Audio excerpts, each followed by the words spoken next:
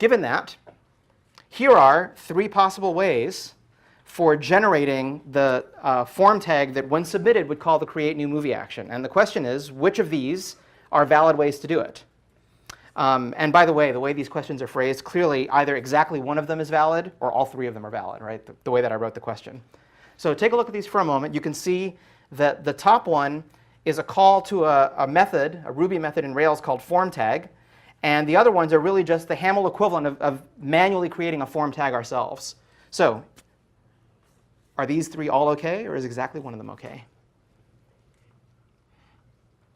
And I'll remind you, in case it's useful, very briefly, of what you want the result to look like.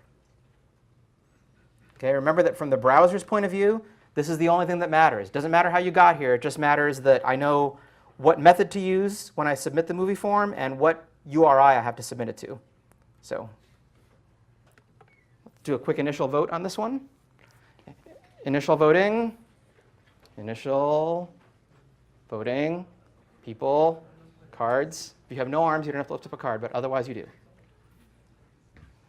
OK, because most people who held up a card held with the right color. Next time, I'm going to have everybody hold up cards. But for this time, blue is the right answer. And I'm just going to walk through it quickly.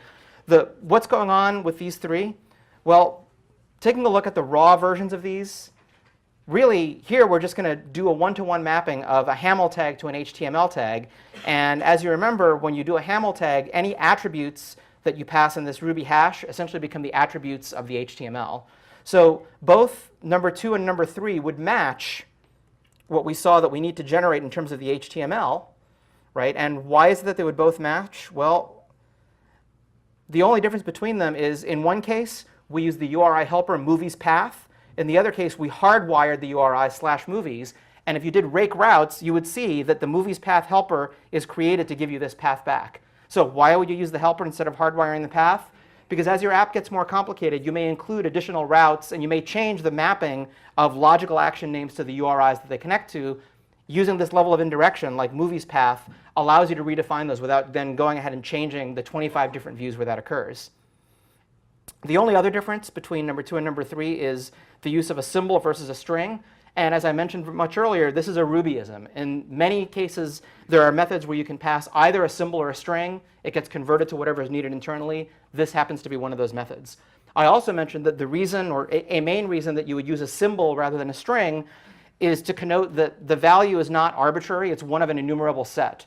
And in this case, indeed, the only legitimate values for method are the different HTTP methods, like get and post and put and so forth. So it's intent revealing to pass a symbol because it means this is one of a fixed number of possible values, as opposed to this is an arbitrary string. And then as far as the first choice here, form tag really just generates a form whose method is going to be built in as post and whose URI is based on the first argument to form tag. And again, we're using the movies path helper here. So for all practical purposes, these 3 are all the same. My view is the first one is the most intention revealing because it says what you're trying to do, and it uses the URI helpers rather than hardwiring a URI in place.